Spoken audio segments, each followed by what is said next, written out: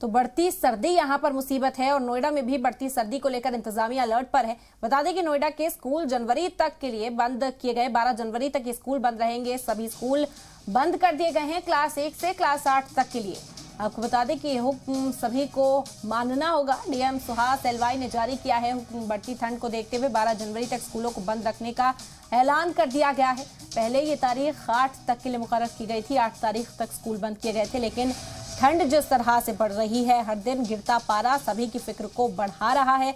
बुजुर्गों और बच्चों को खास एहतियात बरतने की अपील की जा रही है और इसी लिहाज से ये फैसला लिया गया। नोएडा के डीएम के जरिए आपको बता दें कि सभी स्कूलों को बंद रखने का ऐलान यहां पर कर दिया गया है। पहली से 8वीं क्लास तक के सभी स्कूल बंद रहेंगे। बढ़ती ठंड को लेकर इंतजामिया इस वक्त अलर्ट पर है और कई जरूरी फैसले करती हुई भी नजर आ रही है। नोएडा के स्कूल 12 जनवरी तक के लिए बंद कर दिए गए। सभी स्कूल बंद रहेंगे। बता दें कि ये जो हुक्म है ये क्लास 8 से 8th तक नाफिज होगा।